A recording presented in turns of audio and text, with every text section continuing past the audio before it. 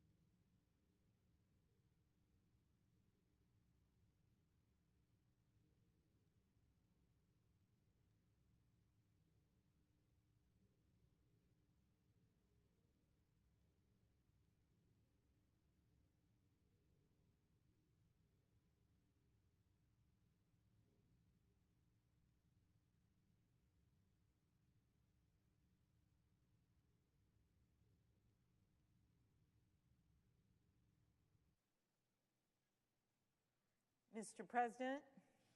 The senator from Minnesota. Mr. President, are we in quorum call? No. Okay, Mr. President, I come to the floor to speak in support of very important new legislation, the Freedom to Vote Act, that I introduced yesterday with the members of the Voting Rights Working Group assembled by Leader Schumer, which includes Senator Manchin, Senator Merkley, who's here with us today on the floor, who's been such a leader on voting issues, including the For the People Act, Senator Padilla, Senator King, Kaine, Tester, and Warnock. The freedom to vote is fundamental to all of our freedoms. Following the 2020 elections, in which more Americans voted than ever before in the middle of a public health crisis, we have seen unprecedented attacks on our democracy in states across the country. These attacks demand an immediate federal response.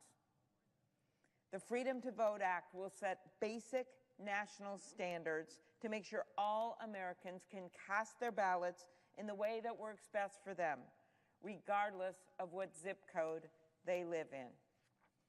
I want to thank Senator Schumer for his leadership in pulling together our working group that got this legislation across the finish line, and as I mentioned, Senator Merkley and Manchin for their work on this crucial bill. It has been over 8 months since that violent mob of insurrectionists stormed through this very spot and desecrated our Capitol, the temple of our democracy. They opened the desk in this chamber. They got up and sat at that desk where you are sitting now, Mr. President. It was an attack on our republic. And as I said from the inaugural stage just 2 weeks later under that beautiful blue sky at the very place where you could still see the spray paint at the bottom of the columns and the makeshift windows behind us, this is the day our democracy picks itself up, brushes off the dust, and does what America always does, goes forward as a nation under God, indivisible, with liberty and justice for all. We took back our democracy that day, Democrats, Republicans, Independents, all sitting at that platform, seeing a new president and vice president be inaugurated. We took back our democracy that day, and we will take it back this day with this new bill, with the support of 78% of Americans who favor 2 weeks of early voting, a very important provision in this bill, and 83% of voters who support public disclosures of all contributions. We will take it back again from those who are trying to take away people's constitutional right to vote. With over 400 bills introduced in nearly every state to limit the freedom to vote, we can't simply sit back and watch our democracy be threatened again. Whether it is threatened with bear spray and crowbars and axes, or long lines, or the elimination of ballot boxes, or the secret money, it is still under siege. When we are faced with a coordinated effort across the country to limit the freedom to vote, we must stand up and do what is right.